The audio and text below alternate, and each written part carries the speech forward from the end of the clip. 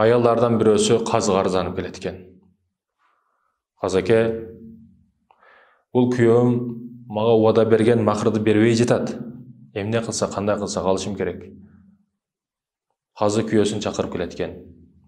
Мурда никеде ар дайым күбө өтүлөт, 2 күбө болушу шарт. Күбө өткүзгөн күбөлөрдү алып келгиле дейт экен. Күбөлөрдүн бирөөсү келип, бул арзанып келген аялдын жолугу бар, хиджапчан. Жолугун чечмейинче, жолугун чечип жүзүн көрмөйүнчө мен тастыктабаймын дейт экен, далилдеген. Күйөөсү бул аял азырдагы менин никемде эмне үчүн бул намахрамдарга көрсөтүшүм керек? Аялымды эмне үчүн көрсөтүшүм керек буларга? Жок, көрсөтпөймүн дейт экен. Аялы дагы күйөөсүн өзүгө маани берип жаткандыгын, күйөөсү жакшы көргөндүгүн билип, макырдан кечтим, макырдын кереги жок. Кийин убагында берсе болот. Казаке, мен арзымды кайтып алдым дейт экен.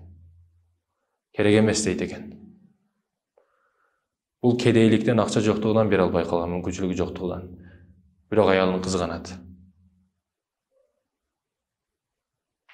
Аялыңды кызган, урматтуу мусулман тууганым. Кантип эле түшүнбөйсүн? Кантип эле акылыңа келбейсин? Өзүң намаз окуп атасың, 5 убакыт, тахажга туруп дуа кылып атасың, намаз окуп атасың. Бирок жаныңда, койнуңда жаткан өмүрлүк жолдошуң тозого кетип калып атат. Ага маани бербейсин, каалаган кийимин кийип чыгат, каякта жүрөт, эмне кылып атат, ага маани бербейсин.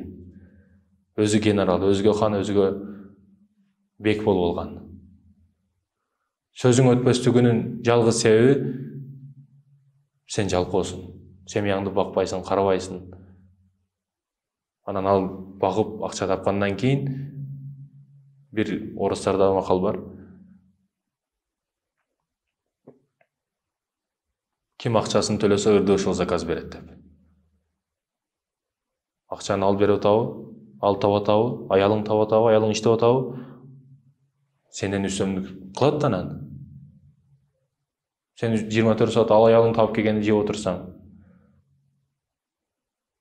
бекерчилердин президенти болсоң сен. Кудайдан корк, урматтуу мусулман тууганым. Кудайдан корк. Эже карындаштарыңа кызган. Өмүрлүк жолдошуңа, өзүңдүн кыздарыңа кызган. Эч кайсы эркек сен эже карындашыңа, жубайыңа жакшы көз менен карабайт. Эгер кичинекей юбкаларды кийип алып, жылаңач кылып, кийинирип чыгарып койсоң, эч кайсы эркек жакшы көз менен карабайт. Же сен карадыңбы? Ошентип кийинип чыккан эже карындаштарга сен жакшы көзүң менен карайсыңбы? Өзүң суроо берчи. Эмне деген ойлорду ойлойсуң? Демек, сен дагы ошентип чыгарып койсоң, сен ойлогон эмес. Сен ойлогон ишти ишке ашырып коюшу мүмкүн алар. Ар дайым нәпсин ойлогон шакал иттер бар да, ар дайым жеке өзүн ойлогон, кумарын ойлогон, качан бүгүн бирөөсүн тапсам экен деген. Кудай сактасын. Өзүңө, жубайыңа, эже карындаштарыңа кызган. Кызганбаган эркек душман менен мушташа албайт. Кызганбаган эркек чыныгы эркек дагы боло албайт.